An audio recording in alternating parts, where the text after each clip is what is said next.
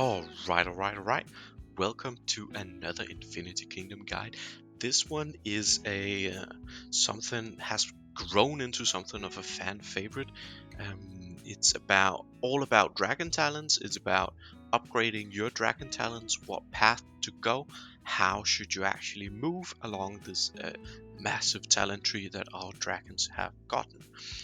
In this guide, I'm going to be answering the question that I have been getting so many times. How should I upgrade my dragon talents? What node should I take first? Do I upgrade everything to level 3? Do I max this out first? Or do I do this? Do I do that? The answer is probably not like you think.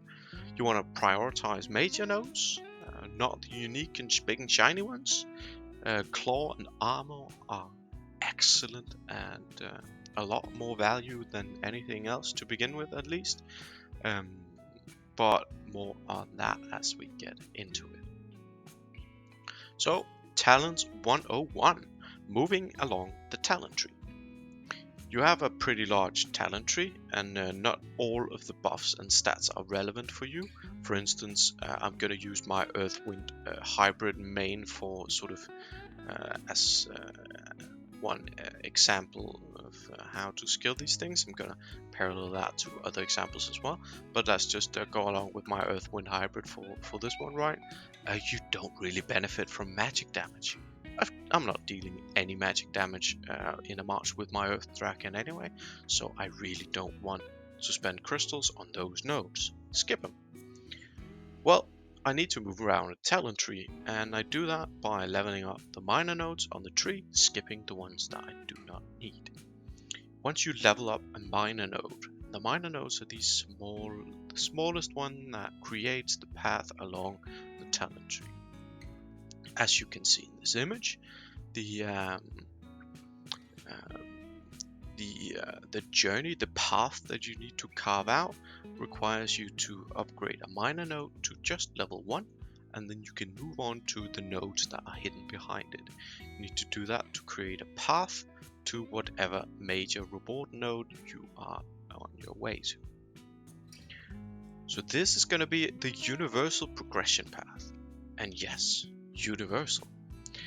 The unique nodes, the ability nodes, are more difficult to obtain because these, depending on setup, element, and build you're using. For instance, Earthwind hybrid, you want to run attack speed as quickly as possible. As such, you want the attack speed uniques and aftershock, and your main unique as priority. But I cannot really, every single dragon has 3 different major, call them like specializations, and I'm not going to be doing a comprehensive list here of all the unique effects of all the dragons, of all the specializations, since that wouldn't really make sense for you. It's wholly dependent on what kind of build you are using, and since we are doing a universal progression guide, that's going to be the only thing not included in this one. Like for instance, your control water, you want to run energy region control for the unique effect, whereas if you're doing a dual mage water, you want to get the magic damage boost from coalescence. So that's the part that you need to figure out yourself. What specialization should I choose? However, once you figure that out, this is going to be a universal guide to how you actually progress the talent tree you have chosen. So what is universal is the fact that you always want to prioritize key major nodes even above the unique ability nodes. They are simply too good and too cheap to pass up on. They are a lot more efficient in the output value you're actually getting from them. However, you should not be maxing them. Their values are most efficient at rank 3 to begin with, but more on that later. Then you want to move along and find uniques that fit your build and minors that fit your build and come back to them eventually. So it's going to be a stepped journey. I've used the Earth Dragon as an example, but for the images, but I'm also going to mention other things as we go along, other examples as we go along. So the progression path, I've changed the markings slightly in this image to better compare with the path progression guide. Be aware that the concepts are the same, but I've just colored it in to sort of try and differentiate a bit clearer markings on what step you want to do when. So the first step alongside your Draken, you got a brand new Draken, max level, max standard skills. Now you can finally do your Draken talents. For the journey, you want to start with the red lines. You want to get 2/2 and unlock Major Claws and Armor Mage's Claw and Armor. So for the journey, you want to begin with taking our key Mages, Claw and Armor. In order to unlock the pathway to these, you do need 1 slot in each of the unique skill abilities on either side. So that's going to be the first thing you do. You move from 1 to 2 and 1 to 2 on both sides. After that, you're continuing along the red line up to Claw and Armor, the major nodes. As you can see in blue, what you want to do then is get the mages, but only to level 3.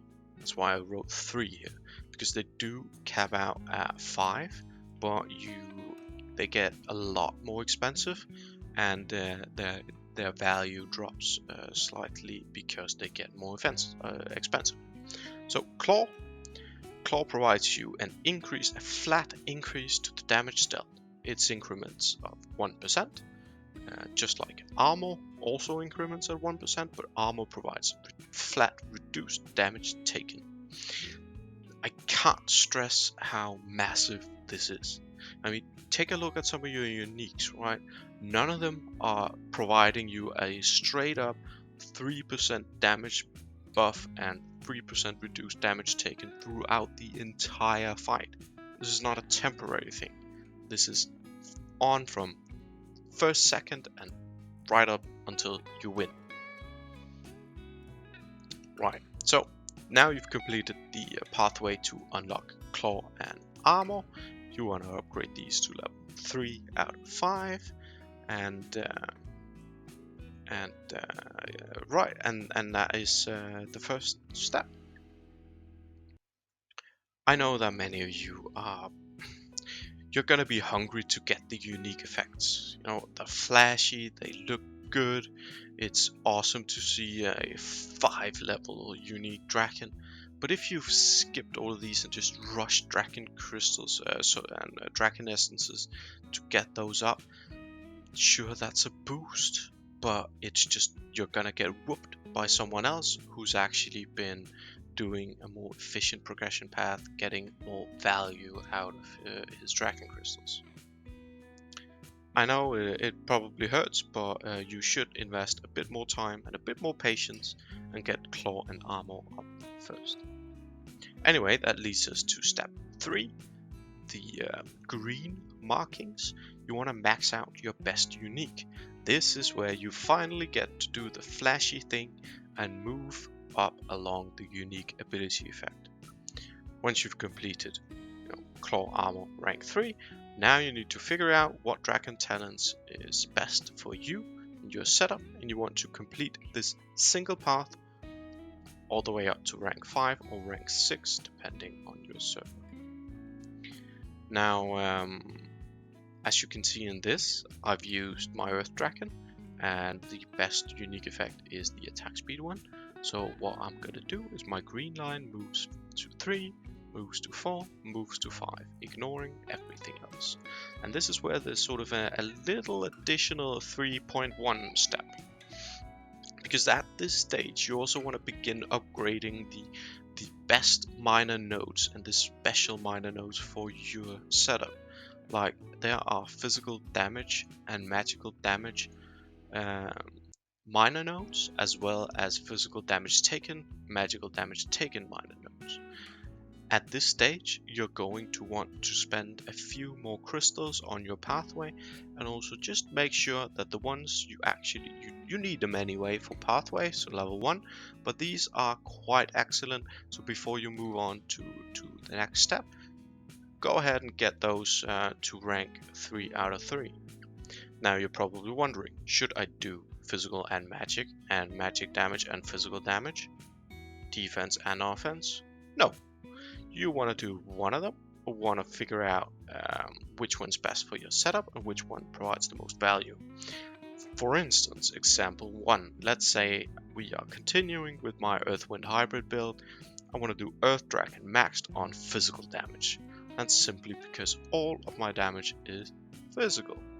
Furthermore, I am most often having problems fighting against big holy whales. As such, what I need to do is max out on reduced physical damage taken. I'm not really having a problem with magic damage dealers, and I'm not dealing any magic damage, so I'm gonna go ahead and skip those. For example 2, I'm running an Empress Wu and a Cyrus. Big fire. Standard fire. I have a really hard time winning, particularly against Water Merlin Himiko builds. Like, let's just imagine this is our case, right? What I need to do is get as much magic damage boost to my Wu as possible, and I want to protect myself against the Merlin Himiko magic damage.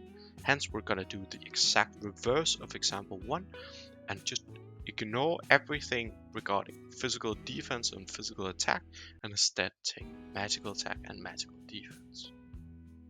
For example 3, you guessed it, I'm gonna be using a mix. Let's say I'm using mixed magical and physical damage. Maybe I'm running Atalanta Baldwin or Seon Wu. I often fight against a mixture of both magical and physical setups, and they are all a pain in the ass. Well, what I want to do then is go ahead and not skip anything. You want to get the physical damage, you want to get the magical damage, you want to get the physical protection, you want to get magical protection. This is obviously more expensive because we're not ignoring one type of damage here, one type of both incoming and outgoing damage, but they are not that expensive to max out on, and you do want to get them before moving along to the next step. The point here is that you want to skip some upgrades if you can and progress faster through the tree, but many of you are gonna want to get all of them. And by all of them, I don't mean the resilience and accuracy nodes and those minor things. Nope. Only the damage modifiers. So finally, step number 4. The yellow line. So for this, you are finally ready to unlock the last 2 mages. You are leveling them to 1 out of 5, and then you are finishing the unique skill effect to 5/5. First things, you want to complete the pathway throughout the tree. You want to unlock your dragon's other unique ability and rank that to 5/5. As you go along, you are going to also be able to unlock the main major nodes. You have Claw and Armor rank 3, and now would be and you've got your unique skills to one of them to rank 5. Well, now you can also go ahead and get the Robust and the Gaze. Get those just to level 1. Don't upgrade them yet. You need to think a bit about these mages too. While they should not be rushed to, you can entirely skip Gaze, Gaze's accuracy, and just do Robust if you are running a dual mage build. You don't need accuracy for magic damage. However, if you are doing a physical damage build like Earthwind Hybrid here, then accuracy is a priority above resilience. You want to unlock only rank 1 of these mages. They are not that good, so just get them to rank 1 and unlock your other unique effect. That means finishing up with 5/5 in the unique skill abilities and having Robust and Gaze at level 1. This is where you begin the resilience and accuracy journey. At this stage, you want to finish all the minor upgrades for accuracy if you are running a physical damage team. You also want to finish up the minor nodes for resilience. That is simply because do double check with your immortals, and stats may vary, but for me at least, across my marches, these minor nodes always add more value than an additional percentage. In the major node, gaze, robust, I'd rather take the minor nodes because they do add more flat attribute increases based on my current stat values. Once you get these minors to rank 3, you are going to want to focus on their corresponding major node. Example 1, you are running a physical Earth-Wind hybrid build. You want to focus on accuracy. Accuracy is incredibly important for you, and as such, you want to prioritize this well above resiliency. You want to upgrade the minor accuracy nodes throughout the entire tree to rank 3 out of 3. Then you want to upgrade your major node gaze to rank 3 out of 5. Yes, 3 out of 5.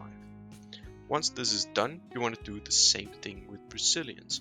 Why are we not finishing accuracy? Why are we not finishing gaze? It gets incredibly expensive later, and getting the minors up and robust up a bit is gonna save you some crits and gain a bit more value. But once this is done with resiliency, all you have left to do is really max out the gaze and robust from 3.3 to 5.5. Again, you want to do the same priority. We are doing still in the Earth-Wind hybrid example, so we want to do gaze accuracy to 5.5, 5 out of 5, as then robust resilience to rank 5.